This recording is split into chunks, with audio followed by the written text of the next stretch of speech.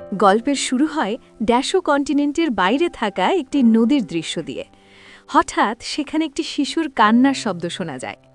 আমরা দেখি একজন লোক নদীর ধারে একটি শিশুকে কোলে নিয়ে হাঁটছে, কিন্তু অবাক করার বিষয় হল লোকটি আসলে অনেক আগেই মারা গেছে। তারপরও সে শিশুটিকে নিরাপদে সামনে নিয়ে যাচ্ছিল। এরপর শিশুটিকে কয়েকজন মানুষের সঙ্গে দেখা যায়। এই মানুষগুলো সবাই শারীরিকভাবে প্রতিবন্ধী, কারো হাত নেই, কারো পা নেই, কারো চোখ নেই। তারা সবাই অবাক হয়ে যায়, কারণ তারা জানে ড্যাশো কন্টিনেন্টে এত ইভিল পাওয়ার রয়েছে যেখানে সাধারণ মানুষ এক রাতও বাঁচতে পারে না। তাহলে এই শিশুটি এখনও জীবিত আছে কিভাবে?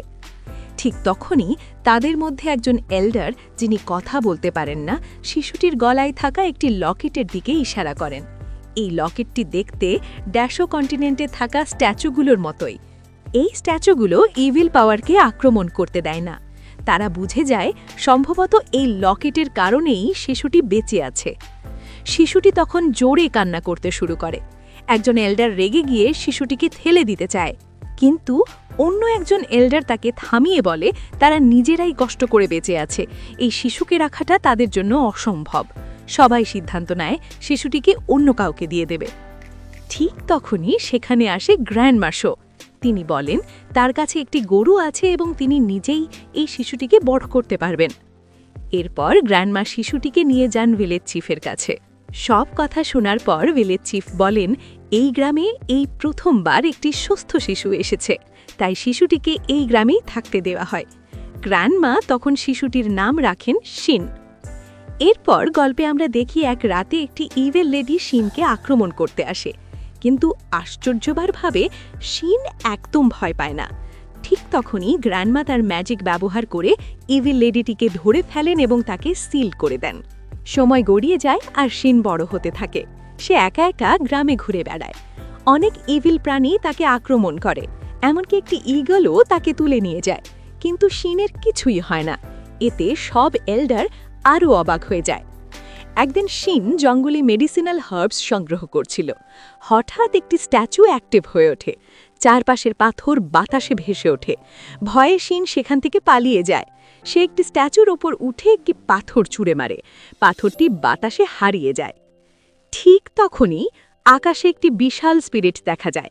চোখ খুলতেই সে নিধিকে গ্র্যান্ডমার পাশে পায়। গ্র্যান্ডমা তাকে বকতে থাকেন কারণ সে রাতে বাড়ি ফেরেনি। পরের দিন শিন ভিলেজ চিফকে প্রশ্ন করে কেন রাতে এত ইভিল জিনিস আসে। ভিলেজ চিফ কাকে বলেন যতদিন স্ট্যাচুগুলো আছে ততদিন গ্রাম নিরাপদ। তবে এই স্ট্যাচুগুলো সম্পর্কে শিনকে বেশি জানতে দেন না। এরপর গল্পে সবচেয়ে বড় টুইস্ট আসে। রাতে শিনের গরুর নিউ হঠাৎ কথা বলতে শুরু করে। নিউ শিনকে বলে তার মাথায় থাকা সূঁচ খুলে দিতে। শিন বুঝে যায় এই সূঁচটি গ্র্যান্ডমা লাগিয়েছিলেন। তবুও নিউয়ের কথায় বিশ্বাস করে শিন সূঁচটি খুলে দেয়। সূঁচ খুলতেই নিউয়ের শরীর থেকে একটি ইভিল লেডি বেরিয়ে আসে। এই ইভিল লেডি 11 বছর ধরে গরুর ভেতরে বন্দী ছিল। সে শিনকে মারতে চায়। ঠিক তখনই গ্র্যান্ডমা ও গ্র্যান্ডপা এসে যায়। গ্র্যান্ডমা তার সূঁচ দিয়ে ইভিল লেডিটিকে মেরে ফেলেন, আর গ্র্যান্ডপা তার দেহ নদীতে ফেলে দেন। এই ঘটনার পর আমরা দেখি কিছু অচেনা মানুষ এই জায়গাটাকে ডেমন ক্ল্যানের আশ্রয় মনে করে সবাইকে মারার পরিকল্পনা করছে। এরপর শুরু হয় শিনের পাওয়ার অ্যাওয়েকেনিং। এল্ডাররা লেজেন্ডারি স্পিরিটদের রক্ত সংগ্রহ করে সেগুলো রিফাইন করে শিনকে পান করায়, কিন্তু শিনের কোনো পাওয়ার অ্যাওয়েকেন হয় না। সবাই হতাশ হয়ে যায়। তখন ভিলেজ চিফ বলেন শিনের শরীর আলাদা, সে ভবিষ্যতে একাধিক স্পিরিটের শক্তি ব্যবহার করতে পারবে। যদিও পরে জানা যায় এই কথাটা আসলে সবার আশা ধরে রাখার জন্য একটি মিথ্যা ছিল। শেষে সব এল্ডার মিলে শিনকে কঠিন ট্রেনিং দেওয়া শুরু করে। সোর্ড, বক্সিং, স্পিড, পোষণ, সবকিছু ট্রেনিং। শিন বুঝে যায় এই পৃথিবীতে বাঁচতে হলে তাকে শক্তিশালী হতেই হবে। এভাবেই শেষ হয় টেলস অব হার্ডিং গডসের প্রথম এপিসোড। পরের এপিসোডে শিনের ট্রেনিং আরও ভয়ঙ্কর হতে চলেছে।